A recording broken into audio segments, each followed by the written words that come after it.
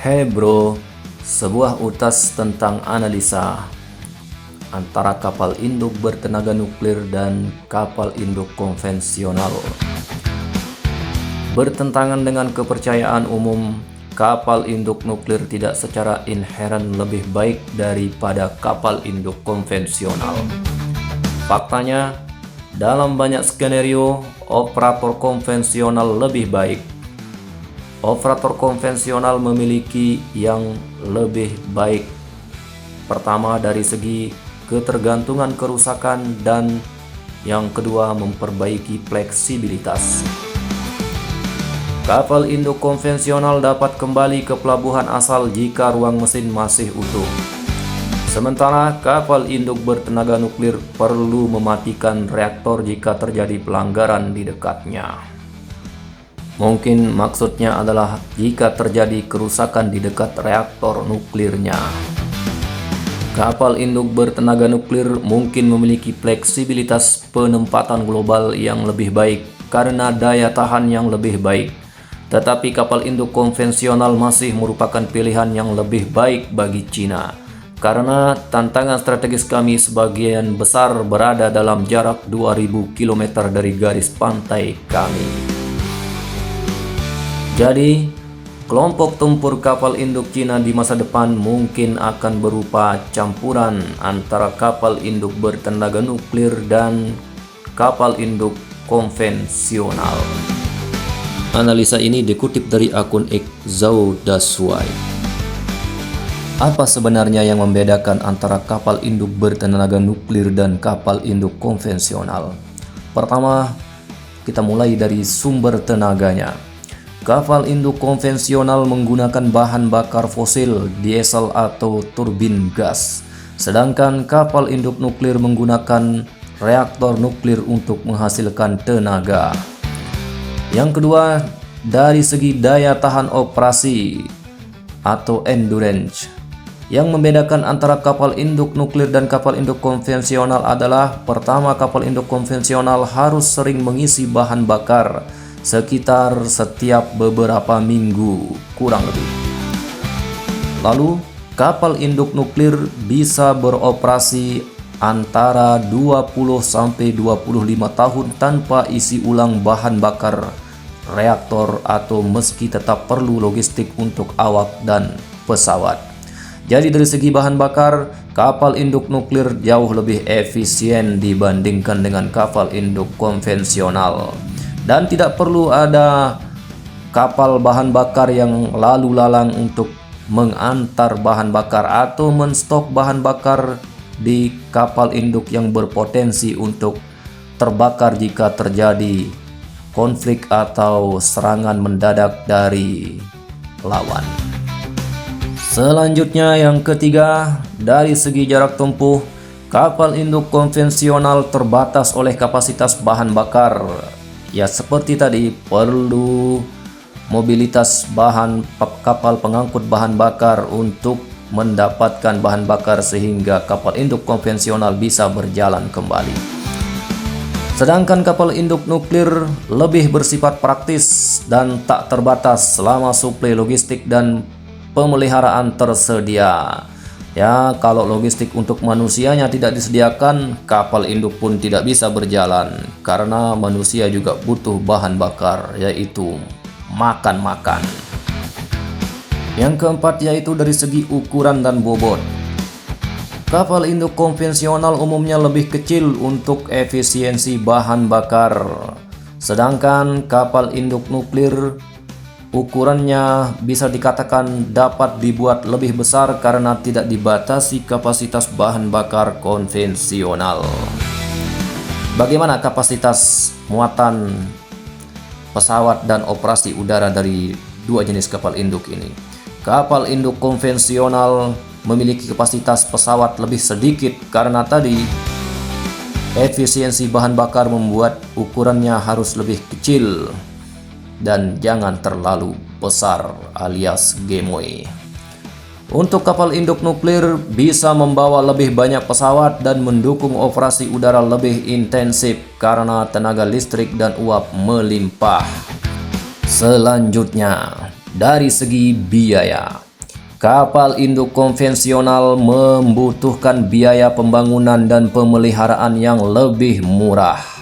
Sedangkan kapal induk nuklir membutuhkan biaya yang sangat mahal untuk pembangunan, pengoperasian, dan penonaktifan reaktor. Dari segi pemeliharaan dan infrastruktur, kapal induk konvensional perawatannya lebih mudah dan dapat dilakukan di banyak pelabuhan. Sedangkan kapal induk nuklir butuh fasilitas khusus dan mahal untuk pemeliharaan reaktor nuklir. Jadi, kapal induk nuklir ini adalah kapal induk berkebutuhan khusus. Bagaimana dampak lingkungan yang ditimbulkan oleh kedua kapal induk ini? Kapal induk konvensional memiliki emisi gas rumah kaca yang tinggi, yaitu dari hasil pembakaran bahan bakarnya. Kapal induk nuklir tidak menghasilkan emisi langsung, tapi limbah radioaktif perlu penanganan khusus. Sekali lagi, kapal induk nuklir adalah kapal induk berkebutuhan khusus. Dari segi strategi militer dan efektivitas serangan, perancangan serangan dan sebagainya dalam misi tempur, bagaimana perbedaan antara kapal induk konvensional dengan kapal induk nuklir? Kapal induk konvensional lebih cocok untuk misi jarak dekat hingga menengah karena tadi keterbatasan jarak tempuh akibat bahan bakar. Kapal induk nuklir lebih ideal untuk proyeksi kekuatan global karena mobilitas dan daya tahan yang tinggi. Beberapa contoh kapal induk konvensional yaitu kapal induk INS Vikramaditya milik India dan kapal induk Kavor milik Italia. Sedangkan kapal induk nuklir contohnya yaitu kapal induk USS Gerald R. Ford, USS Nimitz dan milik Amerika Serikat, dan kapal induk Charles de Gaulle milik Prancis. Itulah dia perbedaan antara kapal induk nuklir dan kapal induk konvensional. Tentu saja seperti yang diungkapkan oleh akun X Zhao Dasui tadi, bahwa tidak ada yang membedakan atau membuat lebih kapal induk nuklir dibandingkan kapal induk konvensional. Namun tentu saja antara kapal induk nuklir dan kapal induk konvensional memiliki kelebihan dan kekurangan masing-masing. Berikut ini adalah kelebihan dan kekurangan antara kapal induk nuklir dan kapal induk konvensional. Kita mulai dari kapal induk konvensional. Kelebihannya yaitu tidak membutuhkan biaya awal yang mahal, yaitu biaya awalnya lebih murah, tidak memerlukan teknologi reaktor nuklir yang kompleks. Pemeliharaan lebih mudah, bisa dirawat di lebih banyak pelabuhan tanpa fasilitas khusus. Pengoperasiannya lebih fleksibel, tidak terikat regulasi ketat terkait energi nuklir. Cocok untuk negara dengan anggaran pertahanan terbatas. Contohnya kita, Indonesia. Tapi sampai sekarang kita masih belum punya kapal induk. Ya, yang penting kita punya kapal feri, kapal Velni dan sebagainya, itu cukup sudah untuk sementara. Lalu, apa kekurangan dari kapal induk konvensional ini? Jangkauannya yang terbatas oleh bahan bakar, harus sering mengisi ulang bahan bakar. Waktu operasional terbatas, tidak bisa berlayar terus-menerus dalam jangka waktu yang lama. Lebih kecil kapasitas pesawat dan logistik. Jejak karbon lebih tinggi, menghasilkan emisi dari bahan bakar fosil. Itulah kekurangan dan kelebihan dari kapal induk konvensional. Bagaimana kelebihan dan kekurangan dari kapal induk tenaga nuklir?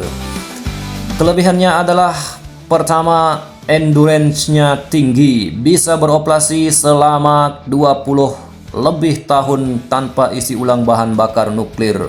Ini mau perang selama 20 tahun, selama dia tidak terkena pengecerotan rudal, nah dia memang akan bertahan di tengah laut karena dia tidak membutuhkan pasokan bahan bakar dari kapal-kapal pengisi bahan bakar.